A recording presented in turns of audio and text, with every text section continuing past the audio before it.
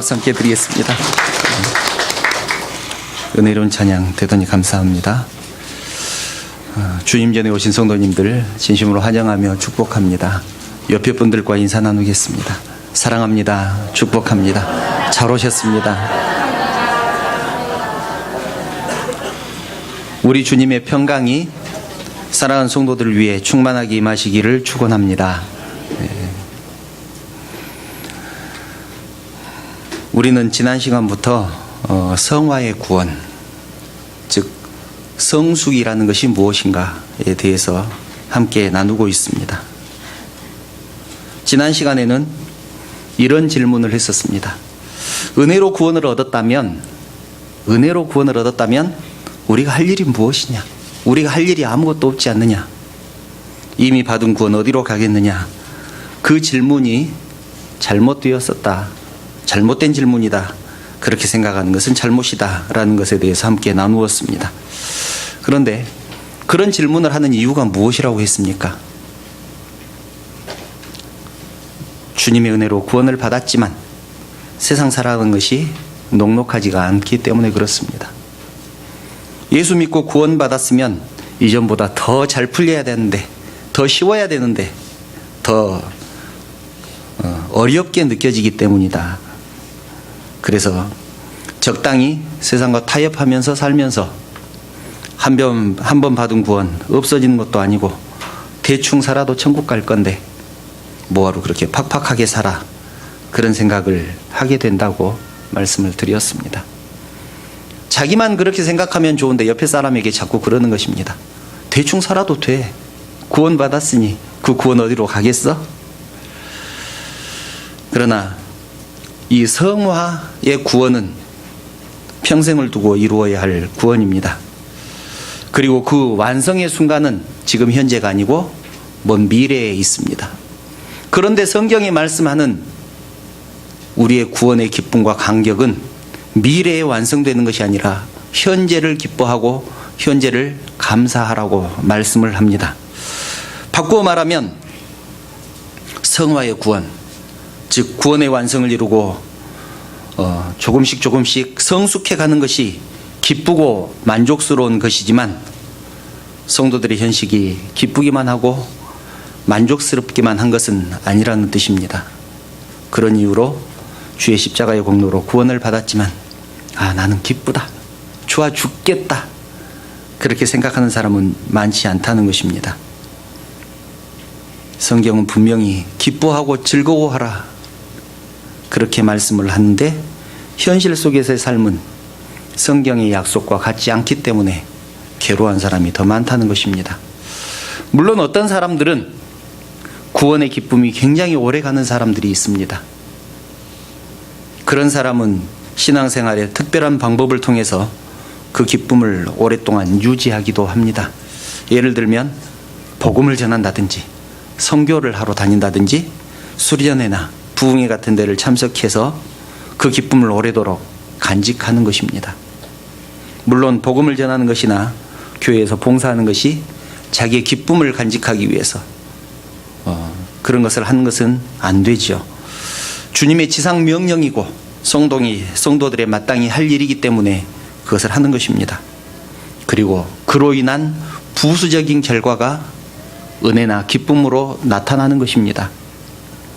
그러나 그렇지 않은 대부분의 사람들은 구원받은 것이 분명하지만 정작 그 구원의 기쁨을 누리지 못하고 살아갑니다. 그 기쁨이 오래가지 않고 구원을 얻은 후에 삶의 변화도 현실적으로 뚜렷이 나타나지 않기 때문에 오히려 신앙적인 것과 세상적인 것 사이에서 갈등을 하고 고민을 합니다. 그럴 때 잘못 생각하면 내가 구원받은 것이 아닌가? 내가 구원받기 위해서 또 어떤 특별한 현상이 나타나야 되는 것인가? 그런 생각을 했던 사람들이 이제 구원파죠. 구원 언제 받았어요? 구원받은 다음에 어떤 현상이 나타나죠? 그렇게 우리들에게 질문하면서 다가옵니다. 그런 사람들이 왜 그런 생각을 가지게 되느냐 하는 것이 오늘 말씀의 키포인트입니다. 왜 구원받은 확신이 아직도 구원의 기쁨과 즐거움과 감사가 지속되지 못하고 있을까? 오늘 본문은 사도 바울의 기도입니다. 이 기도는 본문 바로 앞에 보면 15절과 16절을 보면 너희가 예수 그리스도를 믿고 구원을 얻어 한 성도가 되어서 기쁘다. 오늘 본문 앞에 있는 말입니다. 그래서 내가 너희를 위하여 이 기도를 한다. 그러면서 본문의 기도를 시작을 하는 것입니다. 그래서 이 말씀은 믿지 않은 자를 위한 기도가 아니라 믿은 이미 구원 얻은 성도들, 에베소 교회의 성도들을 위한 기도입니다. 그래서 우리들을 위한 기도라는 것입니다. 한마디로 성도들이 어떻게 하면 더 성숙해질 수 있는가, 더 성숙한 신앙생활을 할 수 있는가, 그 방법을 가르치는 기도라고 할 수 있습니다. 그 기도의 내용을 간단하게 살펴보면 첫째는 성도들이 하나님을 알아야 한다는 것입니다. 17절을 보면 우리 주 예수 그리스도의 하나님 영광의 아버지께서 지혜와 계시의 영을 너희에게 주사 하나님을 알게 하시고 이렇게 말씀합니다. 지혜와 계시의 영이 누구입니까? 성령님이십니다. 성령을 우리에게 보내주셔서 하나님을 알기를 원하신다. 이것이 첫 번째 기도 제목입니다. 그래야 더 성숙한 삶을 살 수 있다는 것입니다. 두 번째 기도는 우리의 마음의 눈을 밝히시기를 원한다는 것입니다. 18절을 보면 너희 마음의 눈을 밝히사 그렇게 말씀하죠. 우리의 마음의 눈이 밝아지면 그 다음에 오는 것들이 자동적으로 알게 된다. 그 다음에 오는 내용들을 알게 된다는 것입니다.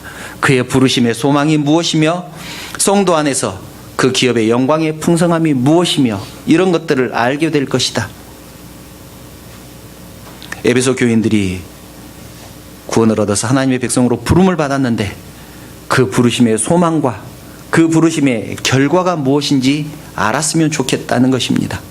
우리들도 마찬가지 아니겠습니까? 우리를 하나님께서 불러주셨는데 어떤 소망을 우리가 가져야 되며 그 결과는 우리에게 어떤 것들이 있을까를 알게 된다면 지금 현재의 삶이 훨씬 더 쉽지 않겠습니까? 우리의 마음가짐이 훨씬 더 은혜스럽지 않겠습니까? 그런 말입니다. 우리는 구원받으면 그 구원이 다 완성된 것으로 생각했고 그것이 또 사실이기도 합니다. 신분이 바뀌었다는 것은 다 받은 것이나 마찬가지이기 때문에 그렇습니다. 그런데 여기에서 말씀하시는 그 두 번째 기도는 우리가 얻은 그 구원의 끝이 무엇인지 그래도 알아야 된다는 얘기입니다. 세 번째 기도는 하나님께서 우리에게 어떤 능력을 베풀어 주시는가를 우리가 알면 이 세상을 살아가는데 훨씬 더 은혜스럽게 쉽게 살아갈 수 있을 것이라는 것입니다. 19절을 보면 이렇게 말씀하지요. 그의 힘의 위력으로 역사하심을 따라 믿는 우리에게 베푸신 능력에 지극히 그 힘이 어떠한 것을 너희로 알게 하시기를 원하노라. 하나님이 우리들에게 베풀어 주신 그 능력이 무엇인지 우리가 알았으면 좋겠다는 것입니다. 그리고 그것을 알아야만 우리가 좀 더 성숙한 성도가 될 수 있다는 것입니다. 17절에서는 하나님을 알기를 원하고 18절에서는 우리의 마음의 눈이 밝아지기를 원하고 19절에서는 하나님이 우리에게 베풀어 주신 능력이 무엇인지 알기를 원한다. 그렇게 기도하고 있습니다. 그렇다면 하나님께서 우리에게 베풀어 주신 그 능력이 무엇일까요? 그 능력이 무엇이기에 사도 바울이 그렇게 우리들이 알기를 원해서 하나님께 기도를 하고 있을까요? 그 능력은 본문 21절과 22절에 나와 있습니다. 본문 21절과 22절 한번 띄워줘 보시기 바랍니다.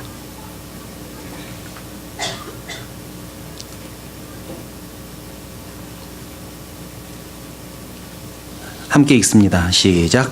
모든 통치와 권세와 능력과 주권과 이 세상뿐 아니라 오는 세상에 일컫는 모든 이름 위에 뛰어나게 하시고 또 만물을 그의 발 아래 복종하게 하시고 그를 만물 위에 교회의 머리로 삼으셨느니라.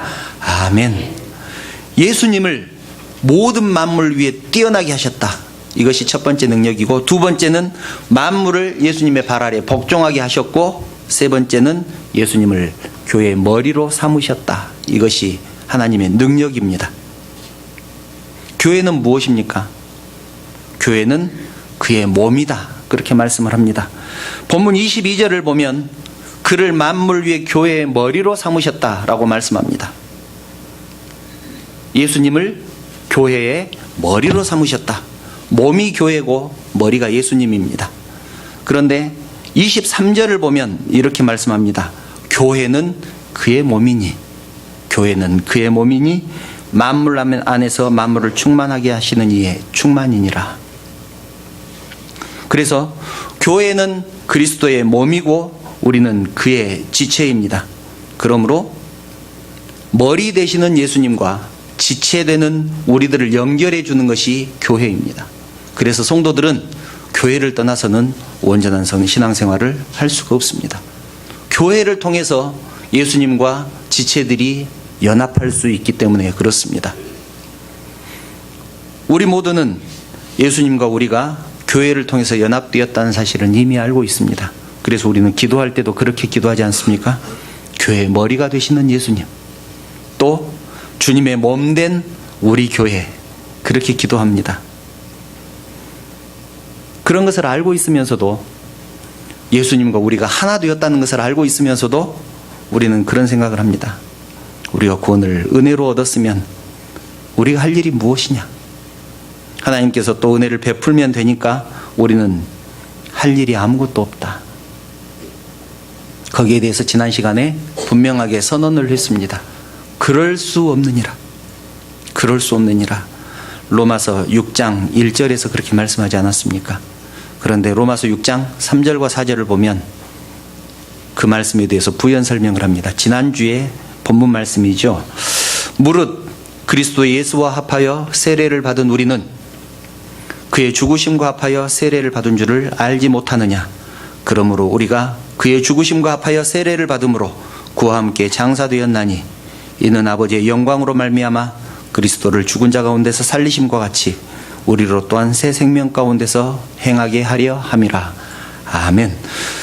세례가 왜 중요한가에 대해서 여기서 분명하게 말씀을 합니다. 세례를 받으면 예수님과 우리가 하나가 되는 것입니다. 우리는 예수님과 합하여서 세례를 받고 예수님과 하나가 된 우리가 어떻게 다시 죄를 짓고 살 수 있겠느냐? 예수님과 하나가 되었으니 죄를 지으면 안 된다. 대충 살아도 안 된다. 하나님의 뜻대로 살아야 된다. 그런 말씀입니다. 그래서 우리는 이렇게 고백하지 않습니까? 물론 갈라디아서 2장 20절 말씀이지만 내가 그리스도와 함께 십자가에 못 박혔다. 그런즉 이제는 내가 산 것이 아니고 내 안에 예수께서 사신 것이다. 그렇게 우리는 고백합니다. 여기서 가장 중요한 말씀은 내가 그리스도와 함께라는 말입니다. 주님과 함께. 이것은 오늘 설교의 제목처럼 주님과 연합을 말합니다. 예수 그리스도와 내가 하나가 되었다. 연합되었다. 그런 뜻을 포함하고 있습니다. 이 말은 예수님께서 죽으실 때 예수님과 연합한 우리를 죽이셨다라는 뜻이기도 하고, 또 예수님께서 살아나셨을 때 우리도 예수님과 연합되어 있기 때문에 같이 살았다라는 말이기도 합니다. 로마서 6장 5절을 한번 찾아볼까요? 이것은 굉장히 중요한 말씀이죠. 부활절이 왜 중요한가? 세례가 왜 중요한가? 로마서에 있는 말씀들이 그 말씀입니다. 로마서 6장 5절도 함께 읽습니다. 시작. 만일 우리가 그의 죽으심과 같은 모양으로 연합한 자가 되었으면 또한 그의 부활과 같은 모양으로 연합한 자도 되리라. 아멘. 우리가 그의 죽으심과 같은 모양으로 연합한 자가 되었으면 또한 그의 부활과 같은 모양으로 연합한 자도 되리라. 죽을 때 예수 그리스도와 연합하여 죽었기 때문에 그분의 살아나심은 우리가 그분과 연합되어 있기 때문에 그분께서 살아나신 것이 내가 살아나는 것이 되는 것이다. 그런 의미입니다. 이것이 로마서 6장의 가장 중요한 핵심입니다. 우리는 예수님과 함께 죽고 예수님과 함께 살았다는 사실, 예수님과 연합되어 있다는 사실을 분명히 기억하시기 바랍니다. 그렇다면 하나님께서 우리를 예수님과 연합하게 하시고 함께 죽이시고 함께 살리신 이유가 무엇일까요? 로마서 6장 6절 7절, 지금 5절 읽었는데 6절 7절을 보면 이렇게 말씀합니다.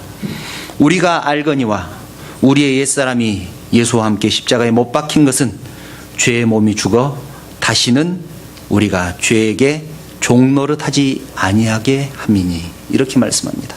우리를 죄에게 종노릇하지 않게 하기 위해서. 그리고 7절을 보면 이는 죽은 자가 죄에서 벗어나 의롭다심을 얻었음이라, 이렇게 말씀합니다.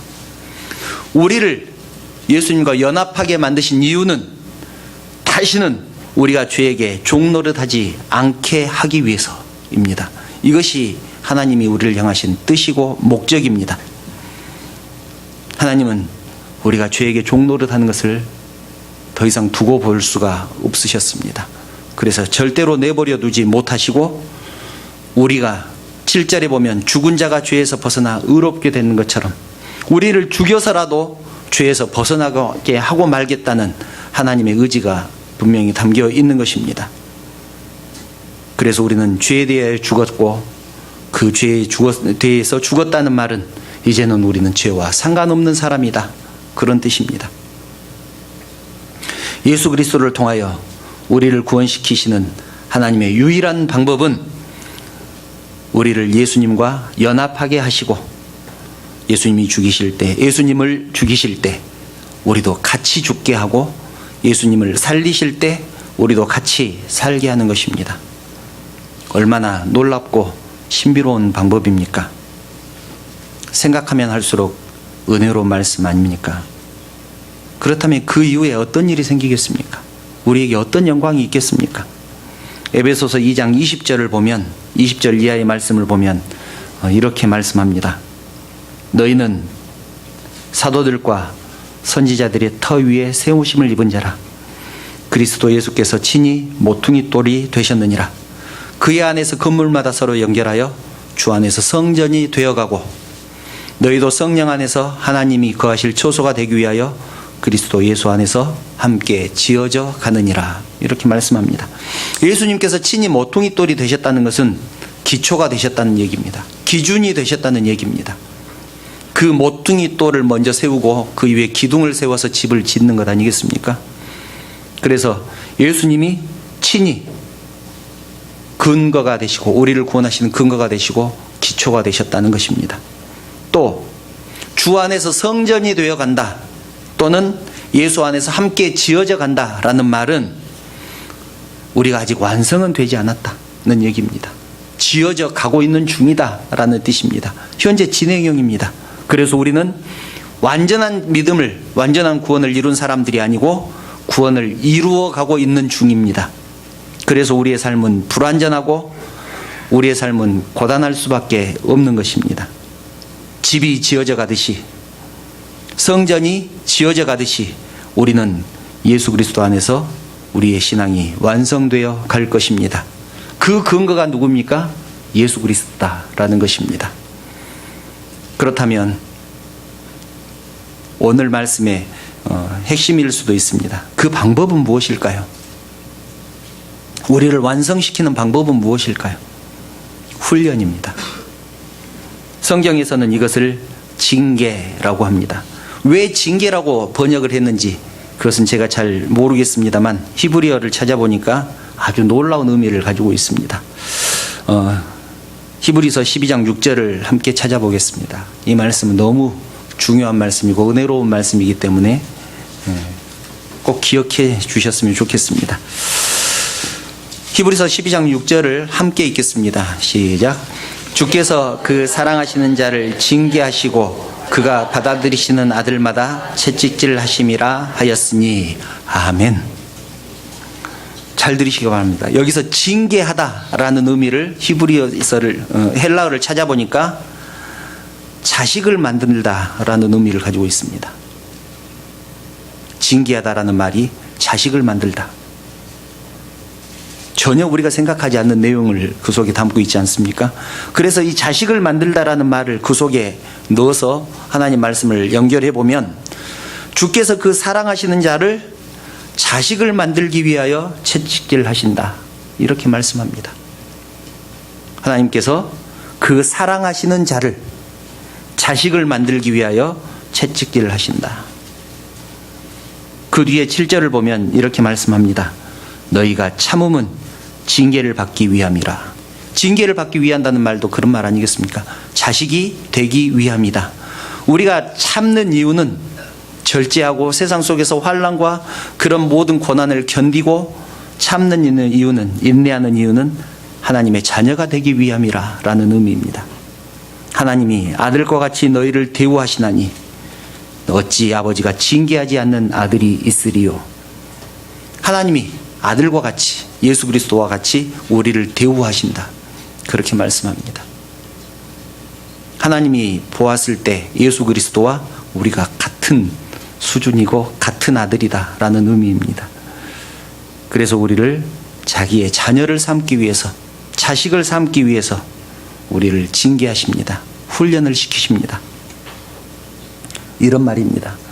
너희에게 이 훈련이 없으면 사생자이지 진짜 아들이겠느냐.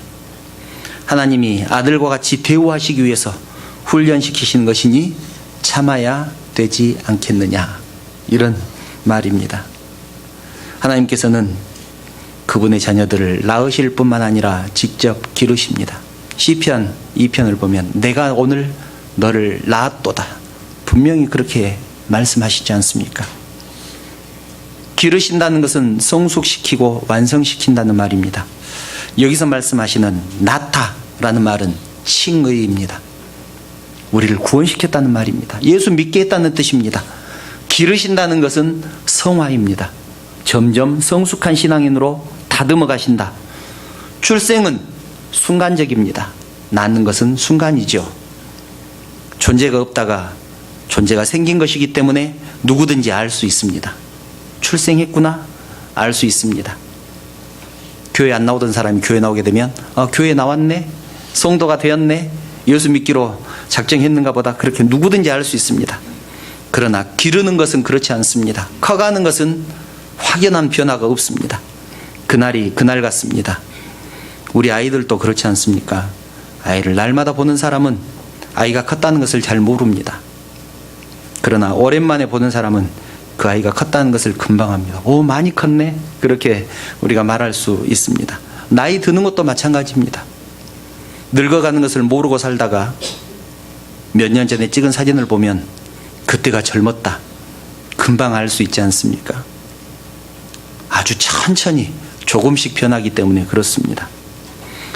성도의 성숙도 마찬가지입니다. 성도의 신앙이 자라는 것도 마찬가지입니다. 그날이 그날 같습니다.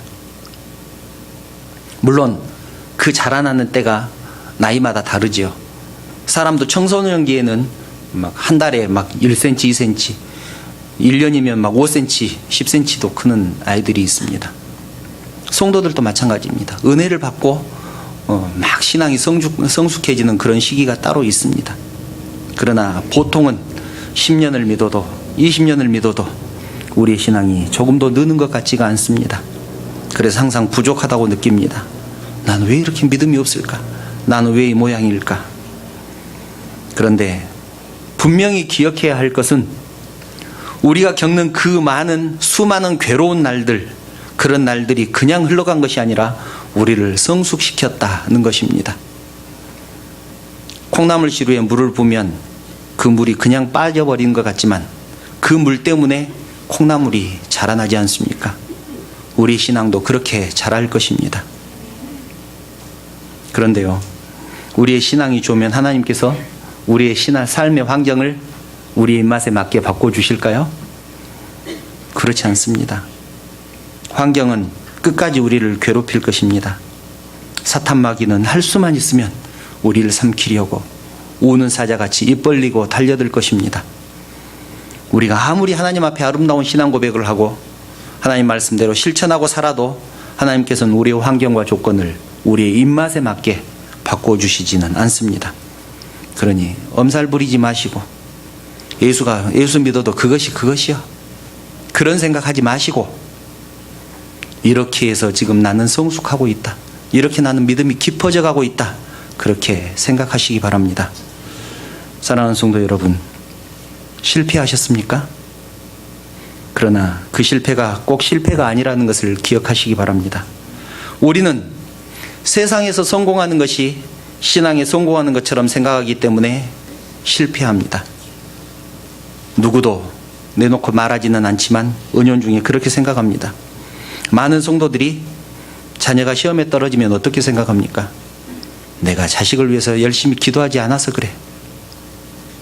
자신을 자책합니다. 사업에 실패해도 내가 신앙생활 게을리해서 그래. 그러나 여러분, 세상에서 성공이 많겠습니까? 실패가 많겠습니까?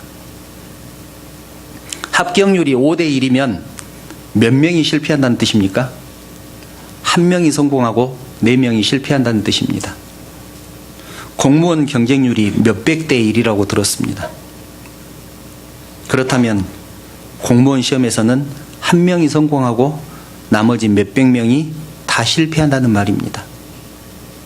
중요한 것은 공무원 시험에 떨어진 것이지 신앙에 실패한 것은 아니라는 것이니 그것을 우리는 기억해야 합니다.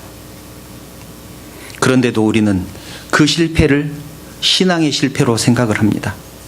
그래서 시험에 떨어지거나 사업에 실패하면, 안 좋은 일이 생기면 하늘을 보고 삿대질을 하면서 하나님이 계시니 안 계시니, 하나님은 나를 사랑하시느니 사랑하지 않으니, 그런 녹들이를 합니다.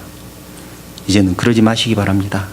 우리는 성공이나 실패와 상관없이 하나님의 뜻대로 열심히 살아야 합니다. 또한 한 사건의 승리가 우리의 신앙의 승리가 아니고 한 사건의 실패가 우리의 신앙의 실패가 아니라는 사실을 우리는 분명히 기억해야 합니다. 문제는 하나님으로 인하여 기뻐할 수 있는가? 그렇지 않은가? 하나님 한 분으로 만족할 수 있는가? 그렇지 않는가? 그것이 중요합니다. 사랑하는 성도 여러분, 말씀을 정리합니다. 저는 지난주에 살면서 같은 내용의 고백을 2번 들었습니다. 평소 때 너무나 잘 아는 내용이지만 그 고백을 들으면서 정말 그렇구나 다시 한번 생각을 했습니다. 그 내용을 간단하게 소개한 후에 마치겠습니다. 지난 월요일에 정경섭 선교사님 사무실을 방문했습니다. 정 선교사님 아시죠? 나눔 선교회 나눔 콘서트 하러 해마다 우리 교회 오시지 않습니까? 사무실을 이사했다고 해서 또 겸사겸사 그 사무실을 방문했습니다. 이런저런 얘기를 하다가 정 선교사님이 사무실을 이사를 하는 그 얘기를 하시는데 돈을 아끼려고 직접 이삿짐을 옮겼답니다. 그 많은 짐을 직접 혼자 차에 싣고 운전하고 가서 그 사무실이 3층에 있었는데 3층까지 올리고 그것을 몇 번을 했답니다. 그런데 하나도 힘이 들지 않았답니다. 왜 그랬을까요? 왜 그랬을까요? 좋은 사무실로 옮기는 것이 너무너무 그 기쁨이 크기 때문에 힘든 줄을 모른 것이죠.